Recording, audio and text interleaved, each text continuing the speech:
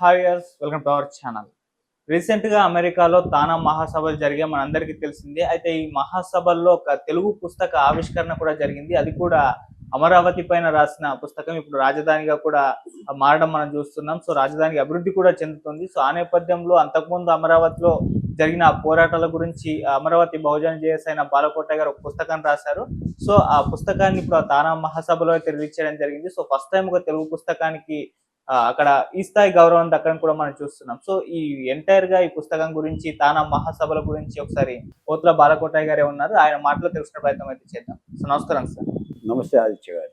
Sir అలా America వెళ్ళారు, పుస్తకం కూడా రిలీజ్ అయిపోయింది, తానా మహాసభల్లో కూడా రిలీజ్ అవ్వడం అదొక మంచి సూచిక అని చెప్పుకోవాలి సార్. మరి ఎలా జరిగింది అమెరికా పర్యటన, మరి పుస్తకం సంబంధించి మీరేం చెప్తారు? సో ఈ తానా మహాసభలు ఎలా జరిగాయి సార్? ధన్యవాదాలు ఆదిత్య గారు. సార్ మీకు మీ వీక్షకులకు నభూతో నా భవిష్యత్ అనే మాట వింటారు కదా. అమెరికాలో నేను రాసిన ఓ తెలుగు పుస్తకం, అందులోని అమరావతి ఉద్యమ పుస్తకం నేను నా అమరావతి రణం రక్తం రాజసం అని ఈ తెలుగు ఉద్యమ పుస్తకాన్ని అమెరికాలో తానా మహాసభలో ఆవిష్కరింపజేశాను. అంటే నేనున్న అమరావతి నుంచి అమెరికాకి దాదాపు 8,348 మైళ్ళు, అంటే రమారమి 14,000 కిలోమీటర్లు.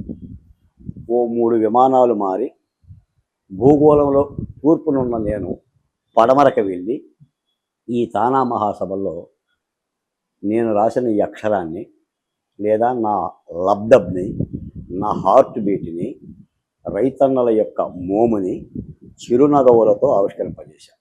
దీనికి ప్రధానమైన కారణం చికాగోలో ఉన్న యలమంచి ప్రసాద్ గారు, కాలిఫోర్నియాలో ఉన్న శ్యామ్ అరబింద్ గారు, టెక్సాస్లో ఉన్న వేణుగుంట రాజేష్ గారు, కోమడి జయరామ్ గారు, ఇలాంటి పెద్దల సమక్షంలో తానా అధ్యక్ష కోఆర్డినేటర్లు అంటే నాదెండ్ల గంగాధరు, చాపలమడుగు ఉదయ్ కుమార్ల గారి సారథ్యంలో చేశాము. సాధారణంగా ఏంటంటే నేను రాశానని చెప్పుకోవటం కాదు, కానీ నాకైతే ఇది నా పూర్వజన్మ సుకృతం.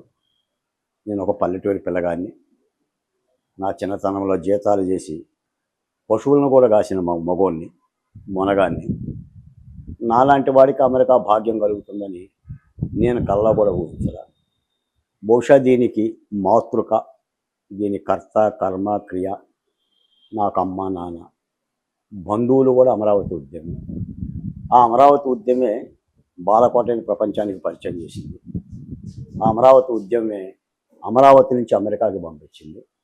ఈ గ్రంథం గురించి నేను చెప్పడం కాదు, కానీ రాజకీయాలకు అతీతంగా అమరావతి 1631 రోజులు, అంటే కూటమి ప్రభుత్వం కానీ, చంద్రబాబు నాయుడు గారు కానీ, లోకేష్ గారు కానీ, పవన్ కళ్యాణ్ గారు కానీ, భారతీయ జనతా పార్టీ కానీ, మోడీ గారు కానీ ఏ అమరావతి నామస్మరణ చేస్తున్నారో అలాంటి అమరావతి రాజధాని కోసం భూములిచ్చిన రైతులు, మనం గతంలో చెప్పినట్టుగా 34,000 ఎకరాలు ఇచ్చిన 28,881 మంది రైతులు 1631 రోజులు చెరలబడి, అగచాట్లు పడి, కన్నీళ్లు పెట్టి, ఆవేదనలు చెంది, ఆందోళన చెంది రాజధానిని రక్షించుకోవడం కోసం జగన్మోహన్ రెడ్డి గారు అనే ఒక బండరాయితో, లేదంటే ఒక విధ్వంసక పరిపాలకులతో చేసిన యుద్ధం అది.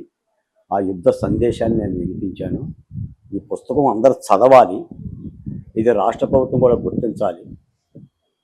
కొన్నిటిని గుర్తుపెట్టుకోకపోతే మేధావులకు కానీ ప్రభుత్వాలకు కానీ భావ్యం కాదు. ఎందుకంటే డాక్టర్ బిఆర్ అంబేద్కర్ గారిని బరోడా మహారాజు చదివించాడు అంటారు. అమెరికాలో ఆయన చదువుతున్నప్పుడు లండన్లో నెలకు 16 రూపాయలు ఇచ్చేవాడు బరోడా మహారాజు. ఆ 16 రూపాయల భాగ్యమే అంబేద్కర్ అనే ఒక సాధారణ మనిషిని రాజ్యాంగ రచన చేయగలిగే మహానుభావునిగా తయారు చేసింది. నేను మొన్న చికాగోలో కూడా చూశాను. స్వామి వివేకానంద 1983లో ప్రపంచ మతాల సమ్మేళనం జరిగితే అదే చికాగో నగరంలో హిందూ ధార్మిక సమ్మేళనం గురించి, హిందూ మతాన్ని గురించి ఆయన ప్రసంగించడానికి వెళ్ళాడు. అదొక చారిత్రాత్మకమైన ప్రసంగం అయింది. ఆయన విగ్రహం దగ్గరకు స్వయంగా నేను వెళ్ళి ఆయన 10 అడుగుల కాంక్ష విగ్రహాన్ని నా హస్తాలతో సృష్టించి ఆయనకు నమస్కరించి ఆ విగ్రహాన్ని పనిగట్టుకొని చూశాను. అమెరికాలో ఒక హిందూ ఆలయం, అంటే అమెరికాలో చికాగోలో ఉన్న వాళ్ళందరూ కూడా కలిసి ఒక హిందూ ఆలయాన్ని నిర్మించి ఆ ఆలయంలో శ్రీకృష్ణుడు, వెంకటేశ్వర స్వామి, మహాలక్ష్మమ్మ, మన వినాయకుడు, ఎందుకంటే శివుడు, వీళ్ళ ప్రతిమలన్నీ కూడా అమెరికాలో నేను చూసి చాలా ఆనందపడ్డాను. అంటే హిందూ ధార్మికతని. తర్వాత తెలుగు మహాసభల్లో కూడా అక్కడ చదివిన పిల్లలు, అమెరికాలో ఉంటున్న మన తెలుగు పిల్లలు ఆ గురించి బండిరా గురించి, కళల గురించి, కూచిపూడి గురించి, భరతనాట్యం గురించి, తెలుగు మాతృకల గురించి కూడా వాళ్ళు మర్చిపోకుండా ఈ తానా 3 రోజుల మహాసభలో ఆ ట్రెండ్ కూడా ప్రజెంటేషన్ ఇవ్వడం కానీ, ప్రదర్శించడం చేయడం కానీ ఒక గొప్ప విషయం. నాకు అనిపించింది ఏంటంటే అమెరికాలో తెలుగోడు ఎక్కడికి పోయినా తెలుగోడే అనిపించింది. అతని యొక్క ముద్ర ఉండేలా అనిపించింది. ఎందుకంటే అమెరికాలో ఉంటూ కూడా నిజానికి అమెరికా అంటే డాలర్ అని అర్థం. అమెరికా మొత్తం కూడా రూపాయి నాణ్యం మీద ఎలా నడిచినట్టుగా డాలర్ మీద నడుస్తుంది. కష్టించటం, సంపాదించటం, సుఖించటం, ఈ త్రిసూత్ర పథకమే అమెరికాలో ఉంటుంది. మానవ సంబంధాలు లేదా ఇచ్చిపుచ్చుకోవటాలు, ఆప్యాయతలు, అనురాగాలు, వీటి పాలు చాలా తక్కువ, నియమ నిబంధనలు ఎక్కువ, పాటించాల్సిందే. నియమే అక్కడ పరిపాలన చేస్తుంది. ఆఖరికి ఒక కారు వెళ్తుంటే మనం రెడ్ లైట్ పడితే సాధారణంగా మన వాళ్ళు ఆగరు, వీడాకపోతే వాడు వెనకోడు కూడా ఆగరు. అక్కడ రెడ్ లైట్కి ఒక్క అడుగుంచి కూడా కారు ముందుకెళ్ళినా కూడా వాళ్ళు టికెట్ ఇస్తారు పోలీసులు. టికెట్ అంటే పెనాల్టీ అని అర్థం. ఆ పెనాల్టీ ఏ స్థాయిలో ఉంటుందంటే $1000 కూడా ఉంటుంది. $1000 అంటే 1 lakh. అది కోర్టుకి వెళ్ళి కట్టాలి. అందుకని ఒక పద్ధతిలో వాళ్ళ జీవన విధానం అలా ఉంది.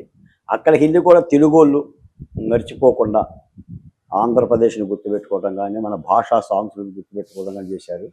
ఈ నేపథ్యంలో మీ ద్వారా, మీ ఛానల్ ద్వారా తానా సభ్యులందరికీ నన్ను అమెరికా ఆహ్వానించి నన్ను ఆశీర్వదించి ఈ పుస్తకాన్ని ఆవిష్కరణ చేసిన పెద్దలందరూ కూడా మరోమారు ధన్యవాదాలు తెలియజేస్తున్నా. రాజధాని రైతులు కానీ, రాష్ట్ర ప్రభుత్వం కానీ ఈ అద్భుతమైన ఈ చారిత్రాత్మక కావ్యాన్ని తప్పనిసరిగా ప్రజల్లోకి తీసుకెళ్ళాలి. ఎందుకంటే ఒక మాట చెప్తా చివరిగా, ఆదిత్య గారు, అశోకుడు చెట్లు నాటెను. మీకు ఎలా తెలుసు ఆదిత్య గారు? పుస్తకాలు అశోకుడు రాసుకోలేదు కదా. ఎవడో ఆ కాలంలో బాలకోట అనేవాడు, ఆదిత్య అనేవాడు రాతి బండ్ల మీద రాసింది అశోకుడు చెట్లు నాటెను, అశోకుడు సత్రంలో కట్టాను, శ్రీకృష్ణదేవరాయలు చెరువులు దగ్గర. శ్రీకృష్ణదేవరాయలు గారు కానీ ఆయన సత్యమల్లు ముగ్గురు కానీ వాళ్ళు కూర్చొని రాయలేదు కదా. ఆలసాని పెద్దనో నంది తెమ్మనో రాసి ఉంటాడు. అంటే చరిత్రని లిఖితం చెయ్యాలి.